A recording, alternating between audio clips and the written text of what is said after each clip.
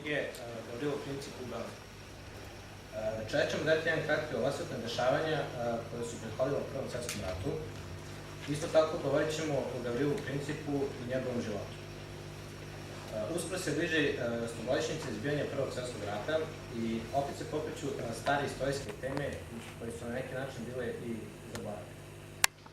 Nažalost, danas revizionistički istoričari pokušavaju opet da nas optuže za izbijanje Prvog svjetskog rata, gde se ide toliko daleko da nas upoređuju sa teroristima, čak i sa Al-Qaidom.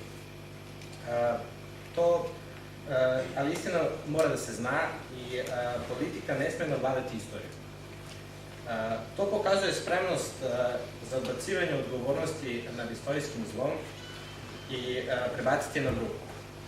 Nemački istoričar Fritz Fischer, na kojeg se poziva i dosta srpskih istoričara, dokazuje da je Nemačka umešana i odgovorna za izbijanje Prvog svjetskog rata, dok je istoričar Noah Malcolm tvrdio da nema umešanosti Srbije u sama tekst.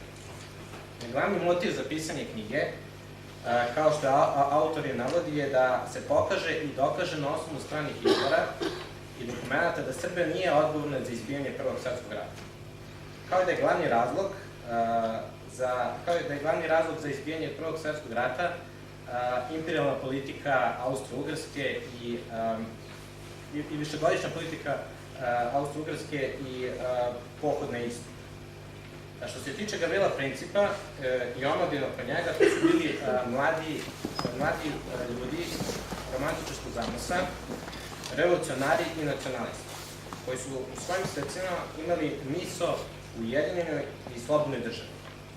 U organizaciji Mlade Bosne nalazi su sem Srba i muslimani i Hrvati, koji su sa istim žarom se borili za tu ideju. Naraštaj Mlade Bosne voleo je svoj narod, za njega se borio, ali nije bio ni protiv drugog naroda i žarko je želeo da svi narodi budu slobodni da žive u sreći i blagostanju. Sa tim idealom su se borili i ginuli.